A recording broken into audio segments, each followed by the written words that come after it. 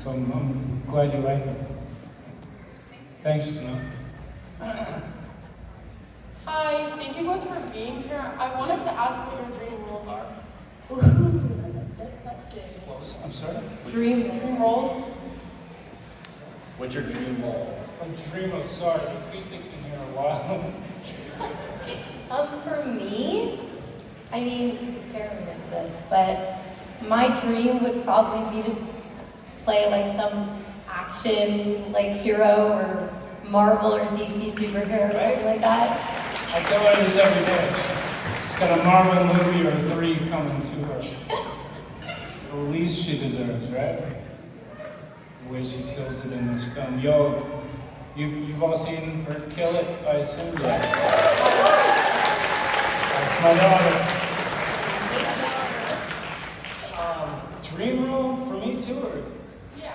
Gosh, I just want to roll. I'm trying to catch up to her. You know, that would be my. Yeah, why not? Marvel, not as marvelous as her. You play my dad in the Marvel universe too. Yeah. Crazy. Here, we gotta write this down. We're getting ideas. Thank you both so much. Thank you. Thank you, man. Hi. Hi. Pull it down towards it.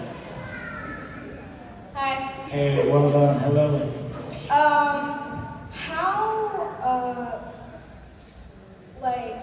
Dang it, sorry. No, you're good. Take your time. How funny was it when, after the movie, you saw your friends? What were they like saying after? All of my friends troll me and quote my dreams are just dreams line.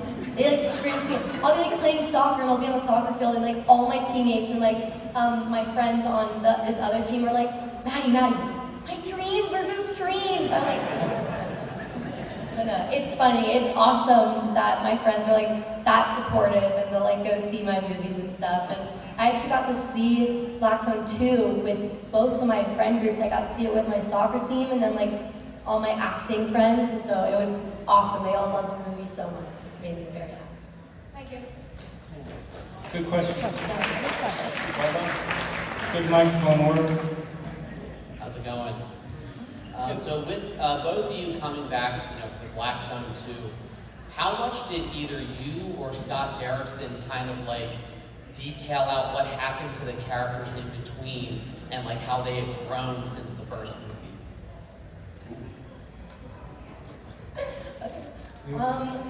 I mean, that was probably like the first thing that me and Scott talked about when we saw each other again, when we were in preparation for filming in Toronto. I remember we were having a read-through with, actually we did it with the whole cast, right? Pretty much. Yeah, most of the cast. Some runs. Yeah, which we don't usually like, working with Scott, we don't usually do like table reads and stuff, so that was very interesting. But after the table read, me and Scott had like one-on-one conversations about where Gwen's headspace was at after all the trauma that her and Vinny went through in the first film. Because I mean, I feel like that's so important. You can't like forget about that because the second movie shows how they're trying to grow from it or how they have grown from it from the first movie. So yeah, that was definitely a very important conversation, and I talked to Scott actually a lot about that throughout filming as well.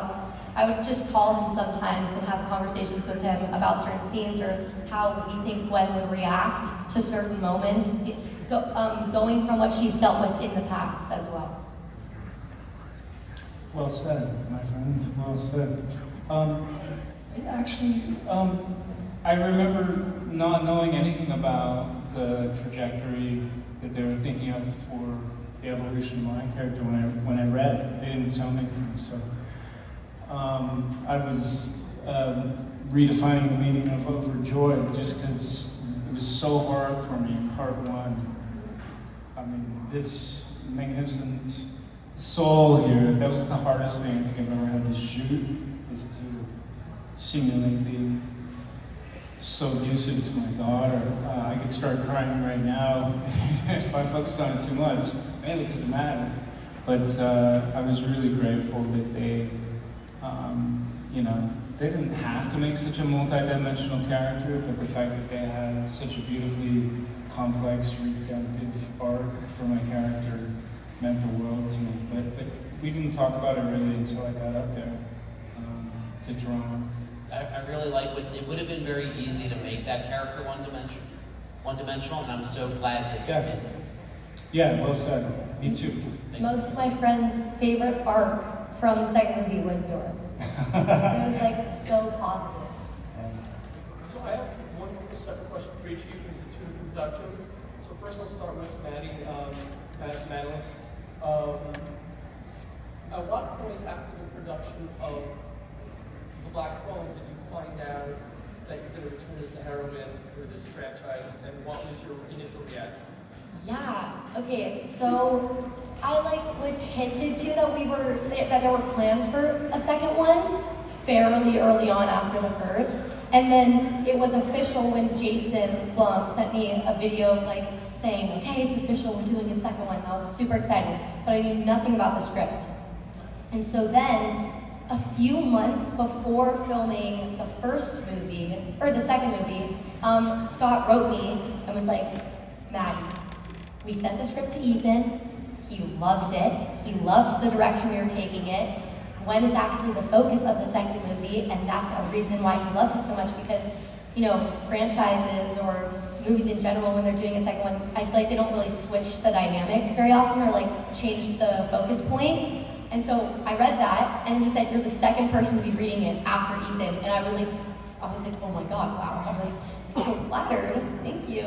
And then I read the script, and I was just beyond astonished with the direction they were taking Gwen's character and the grabber and the movie in general. And I thought it was so cool how every character in the movie has such a great arc. I feel like Scott and Cargill are such talented writers in that way that they make you so attached to every single character. Great. Yeah, that's an amazing answer. And Jeremy, so Hannibal is my number one favorite TV show of all time. Oh, wow. I have to say that. I've actually met my brother last month, but I have to ask you, because your character was a result of an injury from a horse that kicked your character in the back of the head. And I have a friend who's in the medical field, and he said your performance was was spot on. How did you get prepared for that role of somebody who was hurt psychologically and mentally and physically from the result of a horse kick? Thanks, brother. It's very, very generous, and I'm grateful for that. It was an honor to be part of that. Brian Fuller, obviously, redefines the meaning of genius as well, like Scott. I think what helped, if anything helped, was I just had a long fascination with science and neurology. I've also had loved ones in my life who have different, they're atypical in a lot of ways. And I was very, very familiar with and fascinated by that phenomenon of what it really means to, all of us, even if we don't have a neurological condition, all of us, language to us all is just a societal agreement to avoid chaos, right? And when you're imagining and imagineering and thinking, you're doing it in these, vastly complex ways. And perceptions are really, really super complex. And then when we speak, it ends up being wildly reductive from what we're perceiving because you have to reduce it to words, and every word in every sentence can be replaced with 10, 20 other words. And that phenomenon inspired me years and years ago. There's a great book called The Language Instinct by Steven Pinker that is about that phenomenon. That when you speak, you're, especially if you're speaking fast, you're throwing away all these different ideas in the moment, different directions you could go. And so I just took that concept and kind of put more limitations on it, where there's different connections going on. And playing around with the melody, the shift in melody and harmony when he spoke as well. Just the great thing is that Brian really allowed me to, and the other actors, improvise a bit with it, because you can't really, I think you shouldn't really try to plan out, like, okay, I'm gonna hesitate here, there's gonna be a pause and there's gonna be 2 syllables or whatever. You just have to recreate it in the moment like jazz. So to me, it comes down to jazz. There's probably too many words to give you the answer you were looking for. But does that make sense? Pardon? Okay. Love you too. Thank you. So, when reading both scripts for The Black Phone, was there any moment as an actor where you were like, how do I tackle this moving forward? Oh my God, yes. The second one, well, with the first one, obviously the main scene that I was stressed out about was the meeting with Jeremy. I feel like that was easily one of the most intense scenes in the movie, for sure. But going into the second movie, I mean, I was so scared. Just, you know, it is a sequel, and so there are many risks when it comes to doing a second movie, especially to one that people loved so much originally. And so I felt that, like, pressure, like I didn't want to let the fans down, but I also didn't want to let Scott and Cargill down because they had written me a lot of challenging scenes, especially the scene where I mean, like, everyone here seen the second one? Okay, I don't want to, like, spoil anything just in case, but the scene where I see the image in the garage as I'm walking out of the grabber's van, and then the scene with the phone call and my mom. Oh my God, I have never been so scared to film something before, and I felt so much pressure going into it. Like I said, I talked to Scott so much throughout shooting this, and there were times when I would really just like, he would pull me off to the side, and this is why I think Scott is such a great director, is because he really cares about your well-being as like an actual human and doesn't just treat you as like, you know, this actor that's in his movie, you know? He would ask me if I was okay all the time and ask me if I needed time to get into it or what I needed. So just knowing that you have all these people on set that care so deeply about you definitely helps coming out of those really intense scenes, because I mean, I had to take myself to such a dark headspace and I've never had to do that before. So it was definitely like honestly, this was easily my most challenging role as an actor, I'd say, so far, for sure. Me as well. The one scenes I was the most afraid of, is that the question? Essentially, yeah. When you read the script, well, either script, was it like, how am I going to tackle this? How am I going to tackle this? Oh, thank you. Sorry, the acoustics in here in the wall. Yeah, I would say for this one, that scene. I feel like I already yeah. Well, there were two really that I was most concerned about in terms of just in general tackling. Like my favorite scene in the movie of my scenes that I was fortunate to be in was that triangle scene in the end of the snow. You know, where we all start out and then come close together.